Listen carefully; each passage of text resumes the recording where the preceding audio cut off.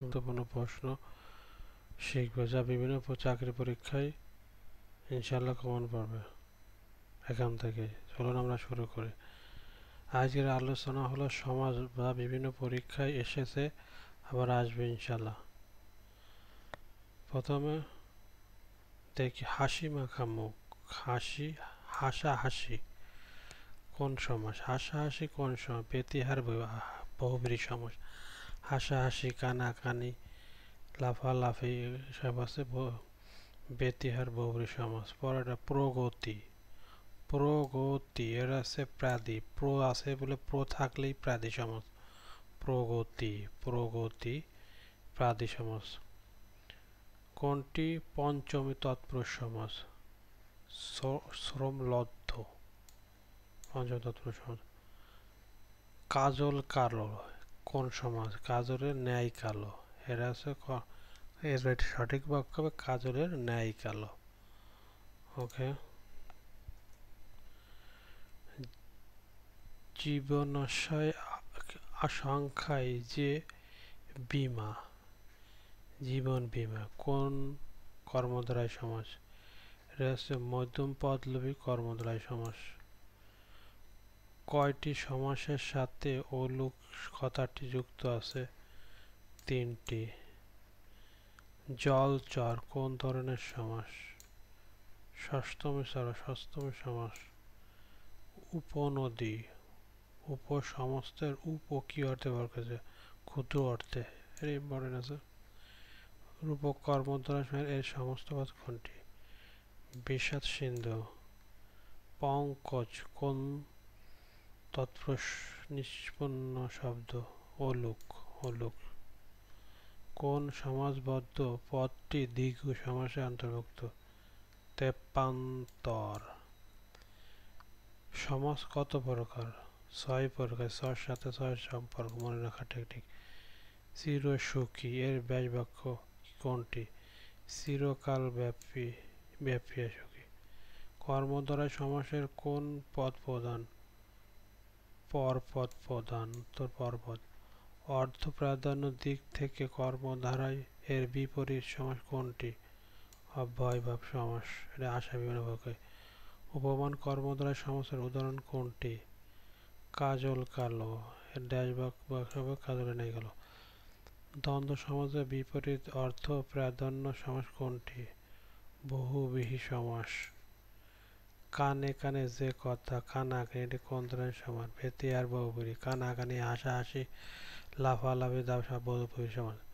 চাঁদ মুখ, চাঁদ মুখ এটি আছে উপমিত কর্মধারয় সমাস। চাঁদের ন্যায় মুখ।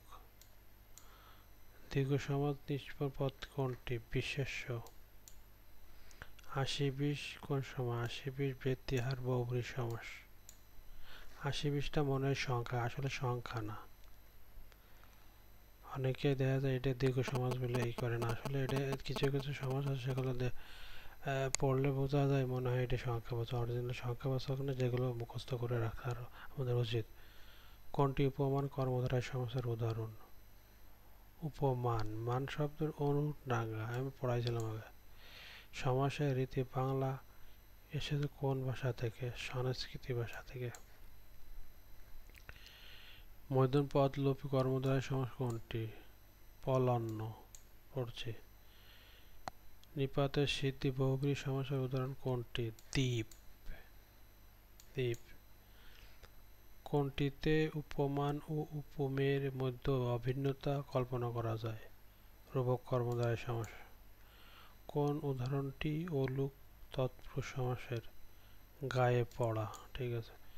ফুল কুমারী সমস্ত পদটি সঠিক ব্যাস বাক্য কোনটি? ফুলের ন্যায় কুমারী। রূপক কর্মধারয় সমাস। কমলাক্ষ, কমলাক্ষ এর সঠিক ব্যাস বাক্য হবে কমলের ন্যায় অখিজার। কর্মধারয় সমাস। নীলচে পদ্ম, নীল পদ্ম এটা হচ্ছে কর্মধারয় সমাস। তৃতীয় তৎপুরুষ সমাসের সমস্ত পদ কোনটি? মন করা। রূপক কর্মধারয় সমাসের ব্যাস বাক্য কোনটি? ন্যায়। এর ন্যায় কথা বলতে থাকলে রূপক কর্মধারয় সমাস। হাট ও বাজার এটা কোন অর্থে দ্বন্দ্ব সমাস। এটা হচ্ছে দ্বন্দ্ব সমাস। সমর্থকদের। সমাস সাথে শব্দ কোনটি? দম্পতি। দম্পতি কিন্তু এটা হচ্ছে দ্বন্দ্ব সমাস।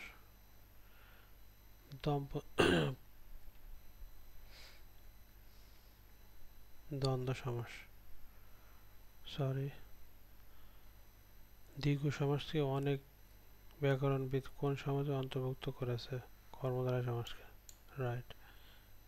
মহারাজ এর সঠিক বাক্য কোনটি? মহান যে রাজা, মহারাজ। চন্দ্রর মুখ, হচ্ছে মুখ, এটা হচ্ছে অমিত কর্মধারয় সমাস। এটা হচ্ছে উপমিত কর্মধারয় সমাস। মুখ চাঁদের নাই, এর রাজভাগ মুখ চাঁদের নাই। মন মাঝি, এটা রূপক কর্মধারয় সমাস। মন রূপ মাঝি, এটা রূপক কর্মধারয় সমাস। বহুব্রীহি সমাজে পূর্বপদ পরপদ কোনটি যদি বিশেষ্য না হয় তবে তাকে কি বলে? বেধিকরণ বহুব্রীহি সমাস। কোনটি খাঁটি বাংলা কর্মধারয় সমাসের উদাহরণ? নরাধম। ওকে, আজকে আমরা 40টা শিখলাম। এইগুলো পড়বেন ইনশাআল্লাহ এখান থেকে, যে কোনো পরীক্ষায়